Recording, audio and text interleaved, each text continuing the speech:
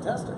Hello everyone, welcome to This Week in Digital Marketing, the HSMAI Digital Marketing Conference coverage live, and with me is Mr. Dean Schmit with Derbysoft, who I had the pleasure of listening to again yesterday, describe to the initiates, because you look like a priest.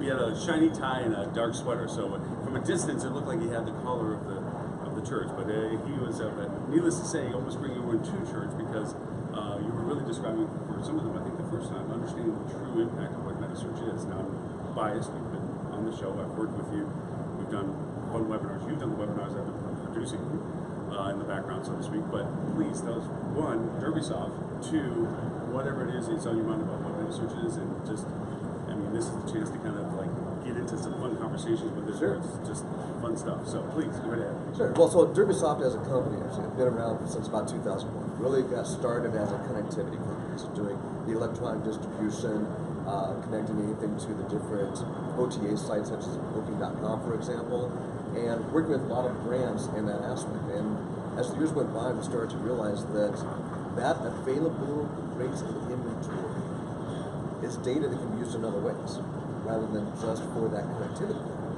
And one of the first ones that came to front was in metasearch. Major chain Hilton actually came to us and said, hey, could you connect us into Google hotel ads? And naturally we said, yes, we could do that.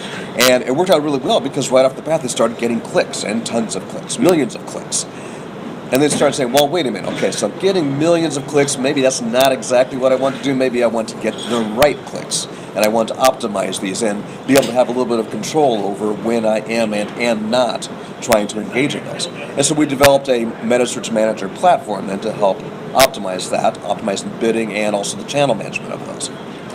Well, now let's fast forward a couple of years later, where that has grown, has taken on a life of its own, of course. And metasearch, especially in the digital marketing space, is so very important because if you're optimizing your paid search campaigns, your SEM, SEO, and all of those acronyms, well, you still have this space over here where you could have your link be outsourced to somebody other than you. So especially when we talk about digital marketing, it's really a hot button for a lot of those agencies that have been engaged in that for a decade and more. But then we thought about what comes after that. What's the next step? Take it beyond that a little bit. And we started realizing that, again, there's that opportunity to take that available rates and inventory, that connectivity, and use it for other marketing purposes. And so now we start seeing Facebook digital ads for travel, for example, Facebook DAT. We start seeing even examples where print advertising can be more up to date by getting a live feed of information so that, yes, of course, when it gets printed, it's static, but at least at the time that it went to print, it was real information, right? So maybe a day old as opposed to a week old, and having more real-time information. Getting into banner ads, remarketing, programmatic advertising, all of those different things that can utilize this same type of information.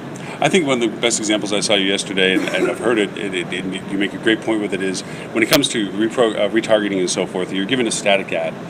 It's not really clickable, I mean, in the sense that you can book from it, it'll bring you to a place that you can book from at that point, but it's all, if they're offering a rate, it's the starting at kind of mentality, and when you click on it, you were mentioning, it's like, there's nothing worse frustration for somebody to say, yeah, that's what I want, and then when they get there, it's not available and so forth, where you're saying that with dynamic data, that in real time, that rate is really available at the opportune time that you're presenting and so forth. Now, Derbysoft's actually done a dashboard now that allows you to create that interface that you can. Well, anyway, you explain it better. Sure. Well, you're right on track. I mean, essentially defining what does that mean when I say that a rate is from X amount of dollars. What do I define as from? What is that threshold?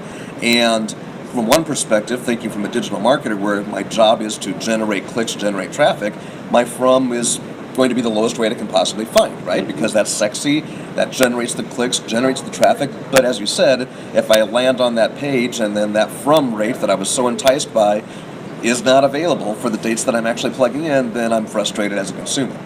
Other side of that equation is, hey, let's give them something that's accurate, that does represent the rate they're going to see when they click through there. Better conversion rates, better results. Not as many clicks, right? So there's a trade-off in there. You have to balance that and understand where that middle ground is. Well, when you go into European countries, there are actually regulations where hotels are legally required to have that rate available a minimum of 10% of the time. And they get penalized if they don't.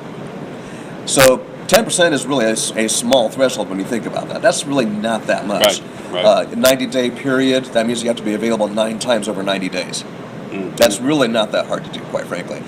So, but maybe you want to increase that. So maybe you want to make sure that you're delivering rates that are available at least 50% of the time. Well, remember, we have that available rates in inventory. So in addition to feeding that through and connecting it, we said, hey, what if we also analyze that?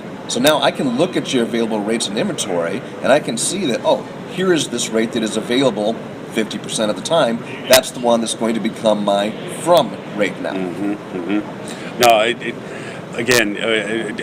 another point you made with Facebook and the dynamic ads for travel, as you said, Facebook knows when you're looking for what you're looking for and how you're looking for it, and what you're really providing is opportunity for that inventory at that rate to be available to the people when they're most interested in it.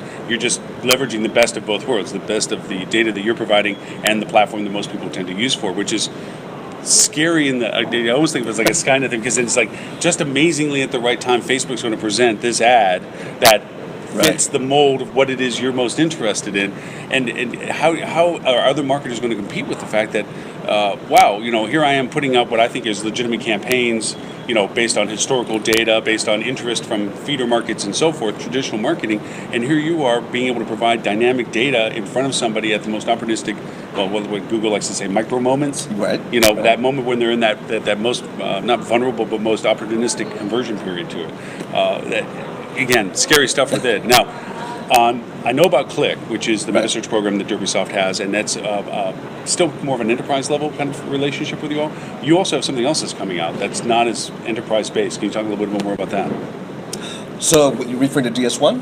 Yes. Okay. So, with DS1, we're developing something that can be done for smaller hotel groups, individual hotels even. And in particular in the European market, we see that it's getting a lot of attention and a lot of traction, and people that are really excited about this. And coming from a North American market myself here, well, we've got a lot of players in that space. We've got, your Sabres, we've got your Scepters, SHR, your Travel Clicks, and those companies that do a lot of that. I looked at that first and said, well, I'm not sure if that's a big deal, but guess what? In Europe, it's a very big deal because there's such a fractionalized set of technology that's out there. It's difficult to have one source that you're able to connect all that to. So DS1, what it's doing is enabling a lot of these different systems to connect into DS1, to write to their code, and basically using that as a central hub that now can spoke out to all these other different avenues. So whether that means it's connecting to a metasearch channel, whether that means it's connecting to a booking engine, whether that means it's just serving as a CRS, and many other things like that, all being able to set that up as something you can do on an ad hoc basis. We talk about how much the market changes over time and how exponential it changes in that process too. And you think about the conversations from a year ago to a year now, and I know that metasearch was a conversation most people had, but they looked at it as like a channel distribution model.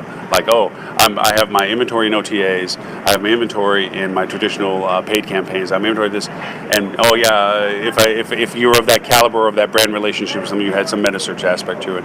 And what I don't think people really realize is the leapfrog that metasearch has done now, where it's not just a channel of opportunity, where it's it's a paid for budget and so forth, but it's an actual functional way of changing the paradigm of your marketing strategy to it. And I know I'm preaching to the choir when I say this, so it's more reiterating it. But the idea too is with the metasearch campaigns, we've had this discussion before, so I'm going to bring it up because we're talking about it live as well. Is people's biggest flaw that they do with budgeting is stopping it, because even though it's producing exceptionally well. Well, I'll let you explain the part that both you and I both agree to, because we're both on the same side of that. It's like, it's ludicrous to be turning off budgets when they're producing it, and yet you allow others to go. So, yes. And, the best way to say that is that not participating in metasearch does not stop metasearch from happening. It stops metasearch from happening for you. There are still plenty of other players that are willing to come in and have that link and take that business directly through Booking.com, Expedia, and many others that are lining up eager to take that space. So just because you capped your budget doesn't mean that it stopped it from happening. Now what happens, though, is you start looking at the numbers and realizing that, okay, if my cost of sale for that direct booking coming through metasearch was, let's say, 10%. In fact, let's even say it's 15%. making it equal to most of your agreements with the OTAs. Mm-hmm. So let's say it's even equal to what you would have gotten to an OTA. You still have that value of the guest, of course, coming direct to you as opposed to going through OTA. Now, more often than not, it's going to be lower than that. By the way, if it's not lower than that, we should probably have a conversation about why not and fix that problem. So let's assume for a moment that it's lower than that. So now if you're at a 10% cost of sale and you're capping that budget, shutting off that campaign, what you're really doing is saying that I don't want to take that reservation anymore at 10% cost of sale. I'd rather take it from Expedia or Booking.com or any other OTA at a 15% cost of sale. Why would you do that? Okay. Now, there is an answer to why you would do that, actually. And part of it has to do with the mentality, the philosophy, if you will, that we see in a lot of hotel marketing companies. Because your marketing dollars are a line item budget. And your marketing department said, this is my budget for MetaSearch in 2017. And so I understand that. A lot of times you have to adhere to that, and there's numbers that you have to follow. Right. Well, a couple of things is, one, I know that the presentation you had yesterday was recorded. Are you making that presentable on the HSMAI, not HSMAI, but on the Derbysoft website? Yes. Excellent. In fact, actually what we're doing, if you go to derbysoft.com/HSMAI, and it'll take you to a page where you can download a free ebook based on the presentation. Perfect. And I, believe me, not because I'm biased to you and we're friends and everything else, it's just, this is information that needs to be aware of if you're not familiar with this in the context that we're talking about it, where you've kind of pigeonholed it into what you thought it was a year ago, where it's just a channel of opportunity, or I can't play in that field, or whatever it is. And to that end, too, and I'm going to be selfish about this, Dean did a phenomenal job of doing some series of webinars that were excellent about breaking down not just the entire context of MetaSearch, but also the individual channels associated with it in a much more detailed way, not deep burrowing into technicalities, but really in functionality and the value propositions. I think you did a phenomenal job of explaining the value of using those platforms and using them effectively in a marketing strategy, not like, oh, I got to do this. You broke down why you would show up in a Chevron by yourself versus why you wouldn't be able to show in a Chevron by yourself on a TripAdvisor, and what's the difference, and what does rate parity do to your impact on a budget? It's like a hidden treasure of, this is a way for you to get most up to speed with what MetaSearch is transitioning into, or is actually into right now. Dean is one of the, I consider to be one of the most foremost authorities when it comes to this, especially into the space for hospitality for it. And for that end, what's the best way for them to find, not just for the Derbysoft perspective, but also for you, how do you want people to find you in the future? So obviously you can go to our page at derbysoft.com/click. In addition to the HSMAI one that I mentioned a moment ago. Welcome to contact me directly, dean.schmit@derbysoft.net. Perfect. Well, Dean, I appreciate the time with this. Is there anything that we missed that we were saying, oh, we got to make sure we talk about that? Was there anything else that we missed out of this process? Well, actually, the short answer to that is yes. We keep on going all afternoon. But that is one of the challenges with what we do, actually. When you ask what's new in the industry, it's like, well, what is today, Wednesday? Yeah. So Yeah. It just changes that fast. I mean, even now, I think you made an example yesterday about just even changing, what was it you pointed out that something just changed with Google. Yes. Yeah, it was actually interesting because we had Google and TripAdvisor came and did presentations of Google and TripAdvisor, respectively. And Michael Moe from Google, great man, great partner with us, and he was talking about the multipliers that were on Google. And something that he didn't include there, because this is just brand new. Google for a long time has been able to optimize for desktop and mobile. Big gaping hole with tablets in the middle of there, right? Yes. Now they've added a multiplier for tablet. And that is literally just like last Friday came out. Again, and in the world of hospitality, you're running your hotels, you're running your businesses, you have your regionality or your property level people and so forth. There's no way, even the people that are just directly engaged in this stuff, keeping up with not just awareness of what's happening, but its actual impact is probably the bigger connect the dot problem that happens. What does that mean? How does that change things when it comes to that? Is it a leveraged point? Is it a defining point? Is it going to make a difference at all? And sometimes it just takes a couple of days of playing with it to understand it. And then there's some times where it's like, it doesn't really make an impact other than reporting. Sure. In that case, I'm not saying that for the tablet thing. I think it's actually a well-targeted thing because we already see the patterns of usage and the cross-channel usage of the stuff. So I think there's actually a marketing leverage to that as well. Right. But again, time will tell, and whom you're dealing with and how well they're in tune with this stuff literally makes a difference to whether you or your competitor benefits from it. No, absolutely. So by all means, if you want more information, Dean is the man to go over and talk to about this. For the live coverage, thank you very much. We're going to go over and kind of cap it off at this, and we will catch up with you with the next update as to whenever that is. I think we're actually going to pull some people off of the panel that's in session right now, which is the view from the top. I think Mr. Edward St. Ange and Robert Cole will be coming up with them in a little bit. So until then, you're going to see me play with the technology here as we go over and shut things off.